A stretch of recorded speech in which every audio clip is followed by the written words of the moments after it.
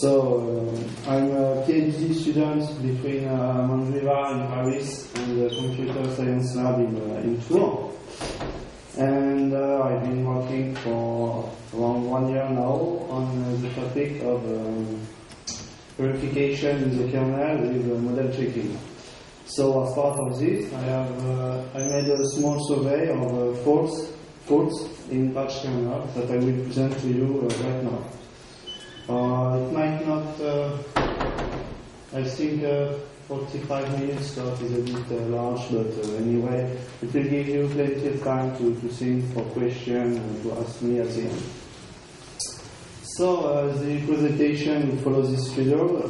First, I'll introduce you the subject. I'll present you Undertaker, which we use to expose faults in the kernel. I will then present the methodology of the study, its results, and we will conclude on what work we should go on next time. So, what's our goal? We are interested in verifying the kernel, as I said previously. And it's obvious that vanilla kernel is not the one used by distribution by default. It's nothing new for you guys, but it's better to remember it. So, we ask ourselves one question: does it have the same properties? By properties, I mean we can find in the literature a lot of quite interesting number of studies of faults in the vanilla kernel, but we were interested to know if those studies were applicable in our case, and in fact in the case of any distribution. So to rephrase it, does the fact that we have page kernel change anything in the results of the literature? Previous survey has been done. The first one I found about was Chu et al. In 2001. And it was an empirical survey using the tools designed by Stanford people, which founded later the Coverity company. They extended GCC with some what they call meta language, which they use to check for properties on code, and they applied it to the Linux kernel. This study shows that the main hotspot of failure in the kernel is in the driver's subdirectory. So they highlighted the point that we need to work on driver capability to remove all these faults. The kind of faults they were looking for was, for example, null pointer difference, comparison between pointer and zero value, things like that. 10 years later, there has been an updated survey which was following the same methodology. It has been contributed by Nicolas Palix, as far as I remember, student or more students in some French lab. I think it's the LIP6. And one major point of this survey is that it shows driver is still a hotspot, but it's less a hotspot than previously. And there is a growing hotspot right now, it's the arch subdirectory. So right now, after this study, they concluded that the work that has been made on the drivers has had effects, enough effects, so that now it should be targeted against the arch subdirectory. So, we use the Undertaker, so I will explain you a bit what it is. Maybe some of you already know about it. Undertaker goal is to find configuration defects. It's pretty simple to understand. You have the kconfig on one side, which defines all the configuration flags that are available. And on the other side, you have a bunch of if-def in the source code that uses the same configuration options. And the goal is to check consistency between what's available and what's used in the source code. So they presented what they call the live framework in a couple of papers.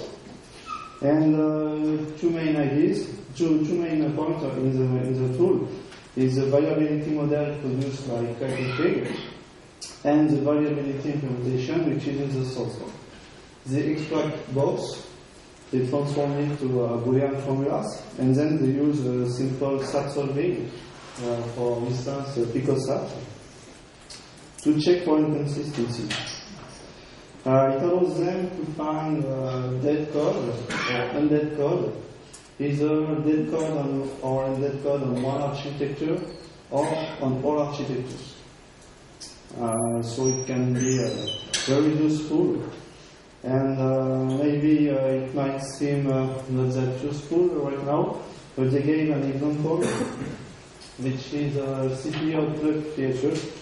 Probably if you follow the mailing list, I think you have already heard about it, but for those who did not, like me, CPU output has been broken for 6 months, a couple of years ago, because of configuration inconsistency. So in fact, there was missing if-def to enable the output feature, and it took 6 months before being fixed. This is the kind of issues that are troubled by this tool. The report having identified 19 issues as stated in the paper, and 14 were already fixed or in instance to be fixed for an old kernel right now, but it was a pretty interesting result. I have been unable to run Undertaker 1.1 on kernel that is older than 2630.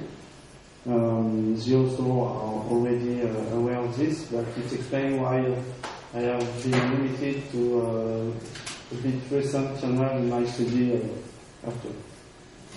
So now I present you the methodology that I have been following. First of all, you might ask why did I choose to use Undertaker? It's not the only one tool that can find defects in the source code. You have, as I said, Coverity, which is not free software. You have an implementation which is free software under the name of Smash. You have also Coccinelle, which is pretty well known anti-facing since it has checks included in upstream. But at the time I started this study, it wasn't available in Europe.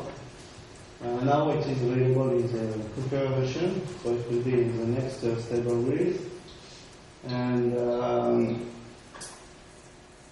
I found Undertaker to be much more easy to use and understand from feedback point of view, because it tells you whether there is dead code or not dead code in which file, so it's pretty easy to treat. It's pretty fast to run, so it is testing. On a small virtual machine with 2 GHz CPU and 1 GB of memory, it took me about 20 to 30 minutes to analyze it. So when you have to go through tens or dozens of kernel, it's better to be fast. There has been already huge work published around Coccinelle too, by authors of Coccinelle. And since Undertaker is much more recent, there is less work being published on this. But limiting ourselves to configurability is not a final point, it's just a preliminary step to see the field polish tools, to have some feedback from the community too. Okay, so now we want to follow the number of faults in our kernel and compare it to the upstream or non-patched. So as in previous paper, we will follow the subdirectory count because it is easy to understand. It allows to focus easily where are the hotspots.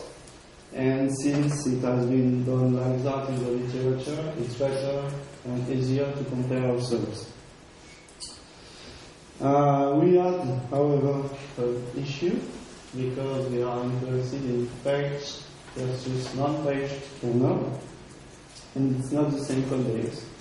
So only accounting the number of faults will not be efficient nor have a real meaning, because possible influence of the patch, it's no surprise for you. You can change, add or remove lines of code.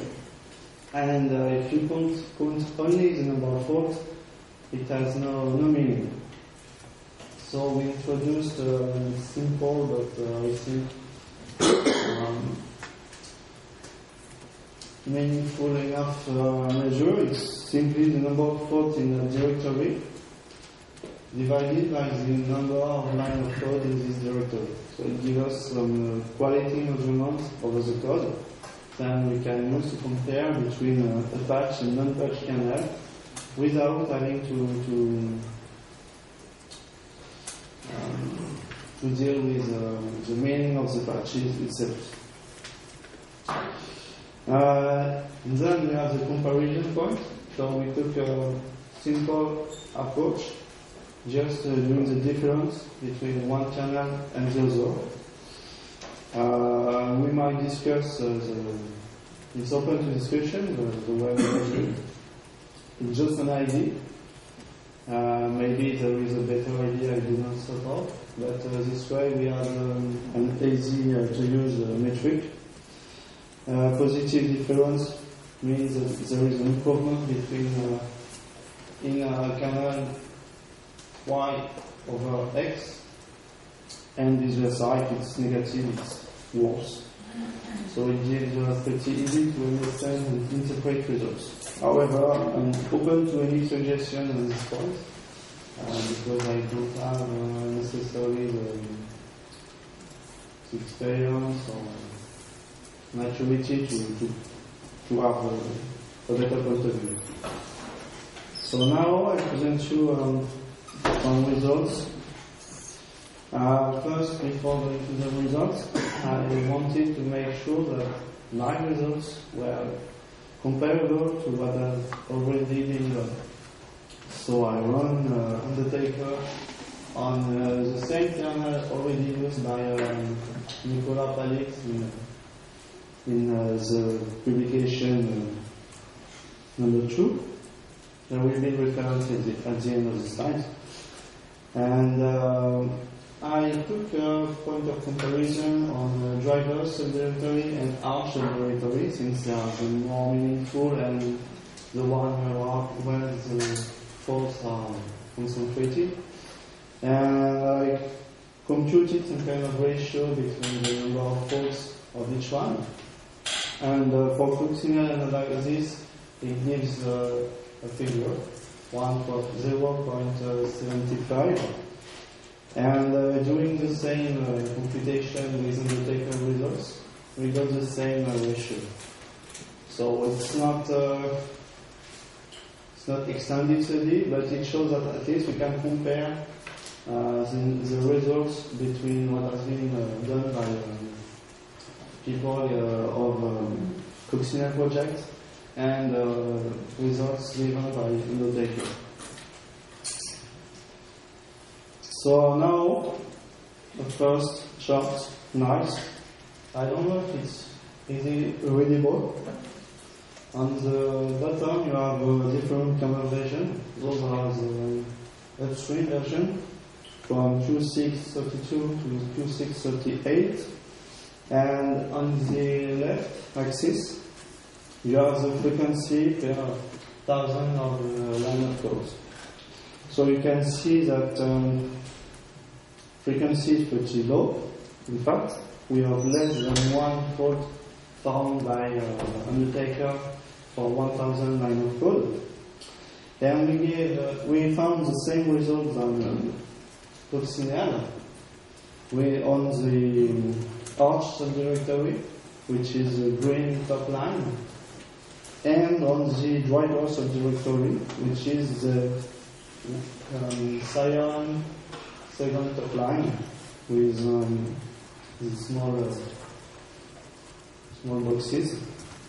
So this is where I computed the ratio I talked about, and you can see that how to say, number of faults is approximately decreasing, and the more important part is that arch subdirectory shows more faults than the driver subdirectory. So we get the same result than previous study with other meaning of measure. This is interesting. Now, we can say that new kernel is not always the best kernel. This has been run on Debian 2.6.37 release, 2 different releases. So it's the difference I explained just before. I took figures from 2.6.37.1 and 2.6.37.2, just made the diff between both and plotted them. So we can see that there is an improvement on the documentation of the directory. I just have no idea why it comes up. There is a slight improvement in the arch subdirectory, which is the first yellow, green boxes, and there is a drop on the kernel subdirectory. A huge drop. You see just at the picture. But in fact, if you look at the scale on the left, you can see another interesting thing. It's that the difference is very, very, very low. We are at 0.008 of fault frequency per thousands of lines of code. So there is a difference, but it's not very meaningful. This is between just 2 releases of the Debian kernel.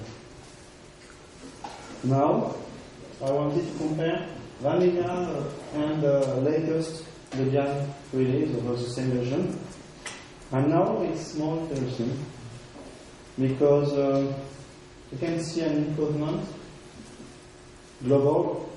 There is some downside, but globally figures are positive. So if we get back to the definition of the difference, then it means there is an improvement. Again, this improvement is pretty small. In fact, if you take a look at the scale, we are on the same level, but there is an improvement. We made the same kind of measures over the Mandriva 2.6.33.7 kernel, just to check if we were having the same kind of results. And it turns out we have the same kind of results. We have an improvement over the driver subdirectory. And once again, you can see that the scale shows that this improvement is very slight. In fact, it's even slighter than the Debian one, if you take a look.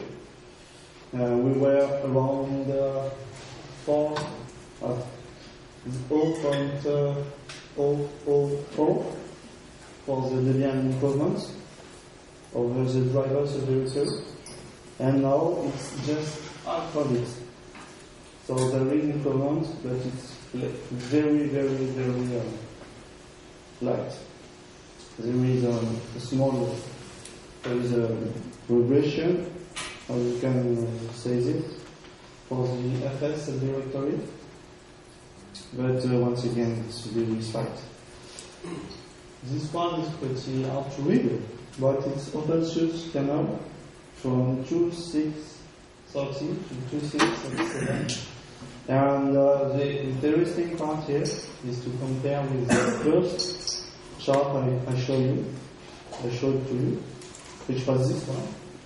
So this one is just over 2.6.32 to 2.6.33, and it just made major releases, while for open source there are all sub-releases. But if you take a look to the general form, in fact you see that it has exactly the same behavior. So the fact that open source, this is not the vanilla open source, the vanilla kernel wrote by open source. This is the patched open source kernel. So once again, we get the same figure between vanilla and patched kernel. There are some slight drops, but we can get one slight tendency, which will be a kind of a conclusion. There are very few differences, and when there are, in general, they are in favor of patched kernel.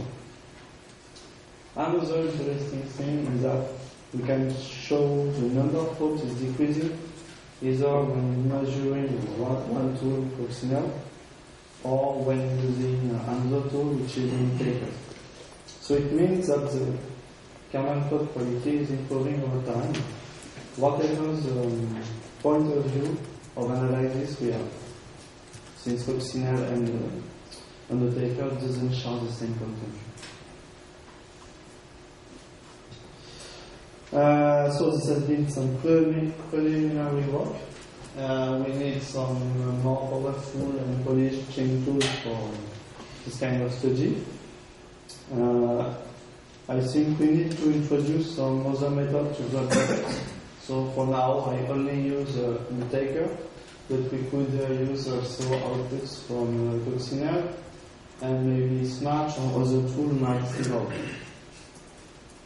I think it would be good, because I have found nothing about this, to have an history of those kind of faults, just to have charts like I showed you, to see where we are heading, see if the quality is improving, things like that.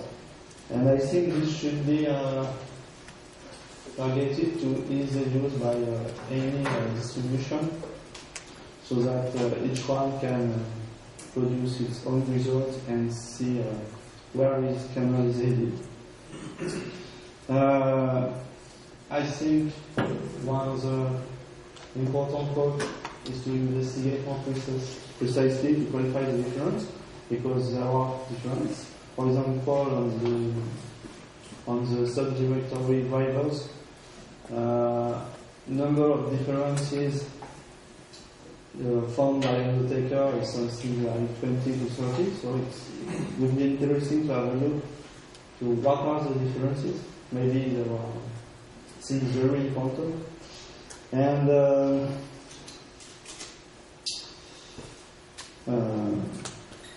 I think it's all. Now, the references. If you have any question, I'm glad to answer. Yes? What's the native output look like? Sorry? So you run the tool and you see something. What do you see? You just see the... Give an example. I don't have an example right now, but the output is pretty simple. It just gives you the path of the file involved, and each block of the source code that is involved in a fault, in a configuration defect. So the source code is divided in blocks, which are roughly the EDF defined. And it tells you here you have some block that is not activated, or here you have some block that is always activated, while it should maybe not. But for now, I just took this output, limited myself to the first part of the path to get the subdirectory, and just compute it also. So it's pretty naive, but I think we can do much more. Are these tools freely available, or are they? Yes, Undertaker is developed by some guy and met at the Fosdam in February, and it's part of the Varmos project brought by the University of Erlangen in Germany, and it's free available. It's packaged in Debian, as far as I remember. I packaged it in Manjula. I think it's also available in Fedora. And doesn't need a PhD to be run. These tools are static analysis tools, right? Yes. So, do you have any idea of what the false positive rate is on these failures? Yes, they gave some figures, but I don't have it in mind. You can check the paper, especially reference number 3 and 4, which is done by people from the Undertaker project. They also have some kind of bugs for now. You see it when you remount the tool. It says it can cause something, so it might. It means result maybe not totally complete. Okay. But I don't have the figure of false positive right now. My previous work with tools like Coverity is that you have to babysit the output and train it for your project, because very often it's wrong. Yeah. But they are targeting a pretty small subset of complex programs, so I think false positives are not that big, as far as I remember. So the fault you're trying to detect is dead piece of code? Sorry? The fault that it tries to detect is dead piece of code, like code that will never get executed? Dead or undead.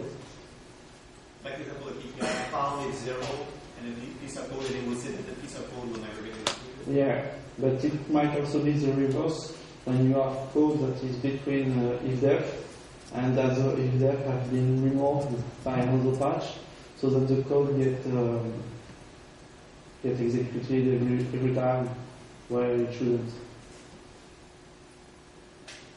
Was I clear? So, like, if you have two embedded, like, found if, like, it could detect that one will never get executed? Yeah, I think so. And, yes? Yes, I was thinking about the way that you calculate your metric. Yes. To see if there is an improvement or if it's getting worse. This one? Yes. Well, maybe the one before that, where you count the number of faults divided by the numbers of lines in the source code. Yeah.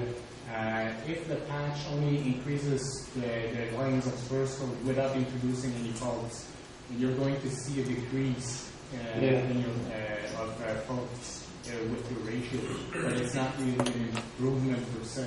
It's just that you have more lines of source code. Yeah. I have currently no idea how we could deal with it. Okay. Was there any reason you still use that instead of the raw number of faults? No. It's just I thought of it. I run it a couple of times and I saw it gave interesting results. But I'm open to any suggestion. Yeah, if you have any idea how it could be improved, I'm open. Yeah, I'm just thinking that any change in the number of lines of source is going to affect your result. Yes. And it's not necessarily what you're looking for. Yes. But I have currently no idea how we could do. Well, maybe just the number of faults as a raw number, but I understand if you want to have some kind of ratio so that it's easier to compare. Yeah, because in fact, first when we did this, and it gave biased results, because if we have a big patch that has a lot of scope, okay, it might introduce very, very high number of faults. And the fault rate will increase, it's normal. But should it increase such? It should take into account that the fact that there is a lot of code on it. This is the point of this is called the main idea. Yeah, I can see. Maybe we should check with the patches that correspond to the code and check if only for the Undertaker case, check if the added code concerns some configuration point. This way we could see if the added code has an impact over what's measured by Undertaker or not. Maybe it would be a better way to measure it. I don't have a clear solution for you, I just wanted to point that out. Yeah.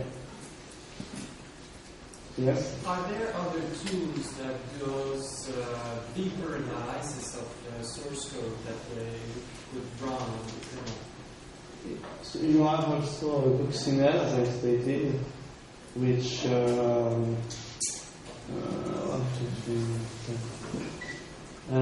Coccinelle was designed to enforce API evolution, and they also decided to use it for bug finding. So there are a couple of rules that are available in the Cocci check subdirectory, in the script subdirectory.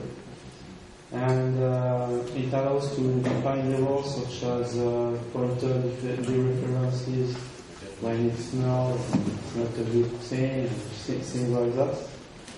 You have Smash, which is a re-implementation of coverity, mainly, because coverity was not free software. You have Sparks, which is more, it's not that deep. And as far as I remember, you also have some kind of lint, but I'm not sure it's used for the kernel.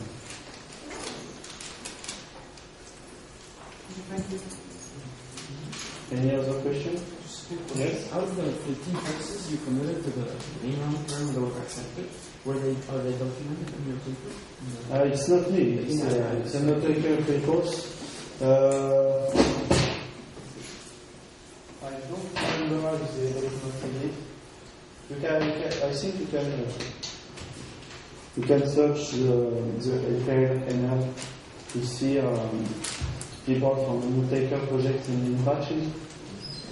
I can explain if you want to see what has been fixed. Just send me an email. You have my mail here.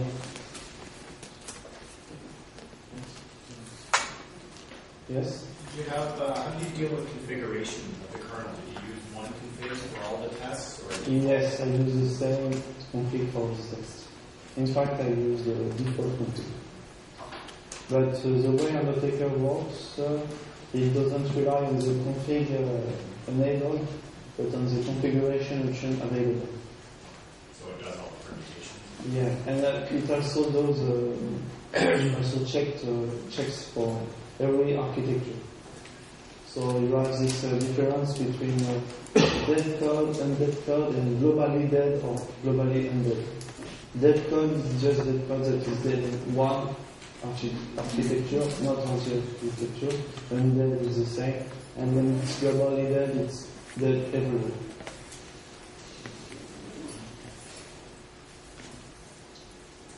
Are we finished?